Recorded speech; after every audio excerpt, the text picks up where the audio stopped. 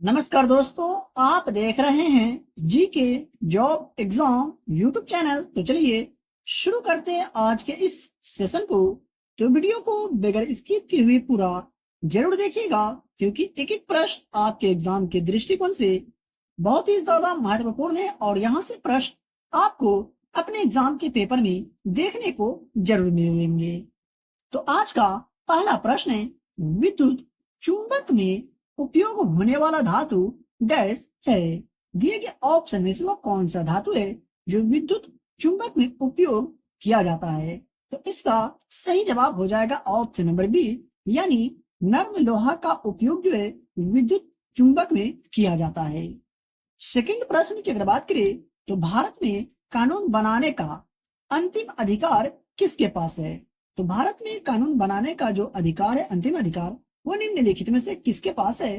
तो आप याद रखिएगा, संसद के पास है। ऑप्शन नंबर सी यहाँ पर सही जवाब हो जाएगा। बात करें दूसरे प्रश्न का, तो 3 नंबर प्रश्न है, प्रिज्म से गुजरने पर प्रकाश का कौन सा रंग अधिकतम विचलन दिखाता है दिए गए ऑप्शन में से? तो इसका सही जवाब होगा ऑप्शन नंबर ए, बैंगनी जो है सबसे अधिकतम विचलन दिखाता है प्रिज्म से गुजरने पर। बात करें 4 नंबर प्रश्न का, तो निम्नलिखित में से क्या ऊर्जा का अनवीकरणीय स्रोत है? तो निम्नलिखित में से कौन है ऊर्जा का अनवीकरणीय स्रोत है? तो इसका सही जवाब होगा तापीय। ठीक है, ऑप्शन नंबर बी सही जवाब हो जाएगा। तापीय जो है ऊर्जा का अनवीकरणीय स्रोत है, आप याद रखेंगे। बात करें दूसरे प्रश्न का, तो 5 नंबर प्रश्न है, फिरआन का उपयोग निम्नलिखित में से किस रूप में किया जाता है? तो इसका उपयोग जो है और शीतल के रूप में किया जाता है। मेरे प्यारे साथियों, आप अभी तक वीडियो को लाइक नहीं किए तो वीडियो को लाइक करके चैनल पर अगर पहली बार विजिट करें तो चैनल को भी सब्सक्राइब करके बेल आइकन को प्रेस कर लीजिए, ताकि वीडियो का नोटिफिकेशन सबसे पहले आप तक पहुंचे और हमारे द्वारा बताए गए प्रश्न आपको अपने एग्जाम के पेपर में देखने को जरूर मिलेंगे। यहाँ मोस्ट वीवीआई प्रश्न मैं आपको बताता हूँ। बात बात करें 6 नंबर प्रश्न का, तो कितने पीएच मान पर दांत का क्षय शुरू होता है? तो 5.5 जब पीएच का मान रहता है तब दांत क्षय शुरू होता है। ऑप्शन नंबर डी सही जवाब होगा। 7 नंबर प्रश्न है, नाम दफा राष्ट्रीय उद्यान कहाँ स्थित है? नेशनल पार्क से संबंधित प्रश्न आपको अपने एग्जाम में देखने को जरूर मिलेंगे, तो इसका सही जवाब हो जाएगा ऑप्शन नंबर ए। ठीक है, अरुणाचल प्रदेश में है नामदफा राष्ट्रीय उद्यान। देख लेते हैं दूसरे प्रश्न को, तो 8 नंबर प्रश्न है, भारत में सबसे बड़ी खारे पानी की झील कौन सी है? तो भारत में सबसे बड़ी खारे पानी की झील की अगर बात करें तो चिल्का झील जो है भारत में सबसे बड़ी खारे पानी की झील है, आप याद रखेंगे। नेक्स्ट प्रश्न है 9 नंबर, सविनय अवज्ञा आंदोलन कब शुरू हुआ था? तो बात करें सविनय अवज्ञा आंदोलन की, तो इसकी शुरुआत जो है वर्ष 1930 में हुई थी, आप याद रखेंगे। महात्मा गांधी से संबंधित प्रश्न एग्जाम में 7 तारीख का जो एग्जाम हुआ था उसमें पूछे गए थे कि महात्मा गांधी दक्षिण अफ्रीका से कब वापस लौटे थे? तो आप याद रखिएगा कब लौटे थे, तो 1915 में। और यहाँ पूछा गया सविनय अवज्ञा आंदोलन कब शुरू हुआ, तो 1930 में। देख लेते ही दूसरे प्रश्न को, तो 10 नंबर प्रश्न है, राज्यसभा का सभापति कौन होता है? तो राज्यसभा के सभापति कौन होते हैं? तो भारत के उपराष्ट्रपति राज्यसभा के सभापति होते हैं, आप याद रखेंगे। राज्यसभा को उच्च सदन कहा जाता है, जिसे भी आप याद रखिएगा। क्वेश्चन नंबर 11 है, भारत के संविधान का भाग 3 निम्नलिखित में से किन से संबंधित है? तो भारतीय संविधान का भाग 3 जो है ये मौलिक अधिकार से संबंधित है, आप याद रखिएगा।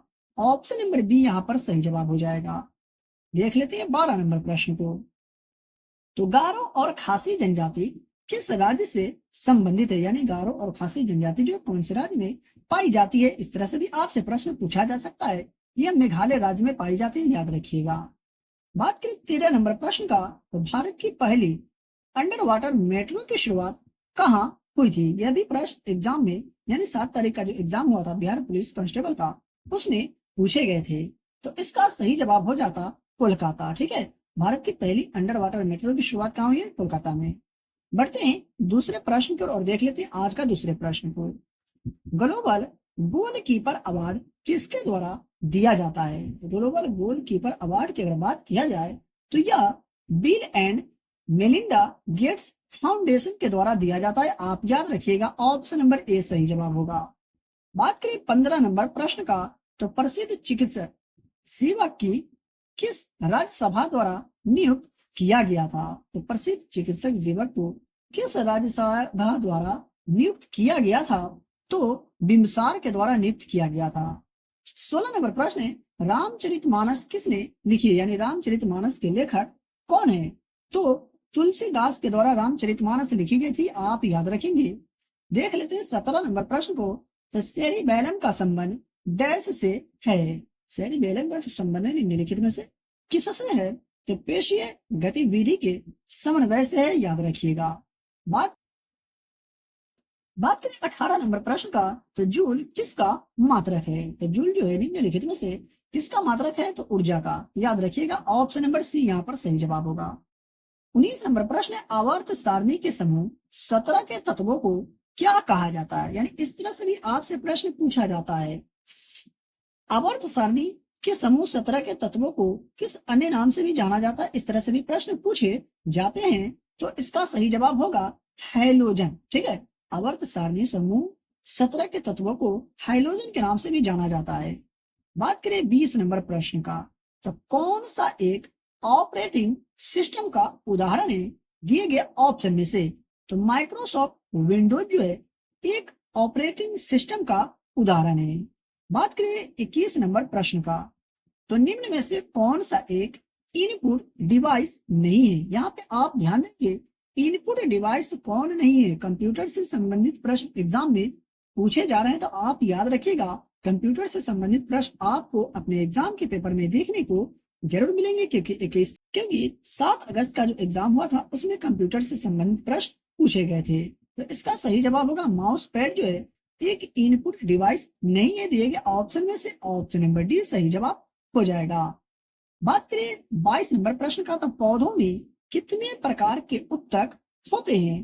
तो 3 प्रकार के उत्तक होते हैं पौधों में। याद रखिएगा, ऑप्शन नंबर ए सही जवाब होगा। बात कर ले दूसरे प्रश्न का, तो भारत में संविधान सभा का पहला चुनाव कब हुआ था? जी हाँ, भारत में संविधान सभा का पहला चुनाव कब हुआ था? प्रश्न को आप ध्यान से पढ़ करके जवाब देंगे। इसका सही जवाब होगा ऑप्शन नंबर बी, वर्ष 1946 में भारत में संविधान सभा का पहला चुनाव हुआ था। देख लेते हैं अगला प्रश्न को, तो राज्यसभा का अध्यक्ष कौन होता है? इससे पहले सभा का अध्यक्ष कौन होते हैं? तो भारत का उपराष्ट्रपति राज्यसभा का अध्यक्ष होते हैं। बात कर ले दूसरे प्रश्न का, तो 25 नंबर प्रश्न है, राष्ट्रीय आय को सबसे पहले किसके द्वारा मापा गया था? तो राष्ट्रीय आय को सबसे पहले दादा भाई नौरोजी के द्वारा मापा गया था। याद रखिएगा। देख लेते हैं 26 नंबर प्रश्न को, तो लोहे का रासायनिक प्रतीक क्या है? जी हाँ, ये भी प्रश्न 7 तारीख को जो एग्जाम हुए थे उसमें पूछे गए थे। तो इसका सही जवाब हो जाता Fe जो है ये लोहे का रासायनिक प्रतीक होता है। देख लेते हैं दूसरे प्रश्न को, तो 27 नंबर प्रश्न है, पॉप ध्वनि डैश के बाद प्राप्त गैस को जलाने पर होती है? तो अम्ल धातु अभिक्रिया के बाद प्राप्त गैस को जलाने पर होती है पॉप ध्वनि। ऑप्शन नंबर सी यहाँ पर सही जवाब होगा। बात कर ले 28 नंबर प्रश्न का, तो कौन सा अनुच्छेद भारत के प्रधानमंत्री के कर्तव्यों को परिभाषित करता है? दिए गए ऑप्शन में से कौन सा अनुच्छेद है? तो इसका सही जवाब होगा ऑप्शन नंबर ए, अनुच्छेद 18 जो है भारत के प्रधानमंत्री के कर्तव्यों को परिभाषित करता है। याद रखिएगा, ऑप्शन नंबर ए सही जवाब होगा। 29 नंबर प्रश्न है, ऑक्सीजन की संयोजकता है? तो ऑक्सीजन की संयोजकता जो है 2 होता है। याद रखिएगा, ऑप्शन नंबर ए सही जवाब होगा। 30 नंबर प्रश्न है, संयुक्त राज्य अमेरिका की संसद को किस नाम से जाना जाता है? तो कांग्रेस के नाम से जाना जाता है। ये आप याद रखिए, कौन सा देश के संसद को किस नाम से जाना जाता है। इस तरह से एग्जाम में प्रश्न पूछे जा रहे हैं, तो आप याद रखेंगे। सही जवाब हो जाएगा ऑप्शन नंबर डी। मेरे प्यारे साथियों, अभी तक वीडियो को लाइक नहीं किए तो वीडियो को लाइक करें, और चैनल पर पहली बार विजिट करें तो चैनल को भी सब्सक्राइब करके बेल आइकन को प्रेस करें, और इस वीडियो को अपने दोस्तों और रिलेटिव में भी शेयर जरूर करें। फ्री में पीडीएफ प्राप्त करने के लिए वीडियो के डिस्क्रिप्शन में दिए गए टेलीग्राम चैनल लिंक को ज्वाइन करें और डेली की क्लास का फ्री में PDF प्राप्त करें। तो चलिए मिलते हैं फिर से एक नए वीडियो में।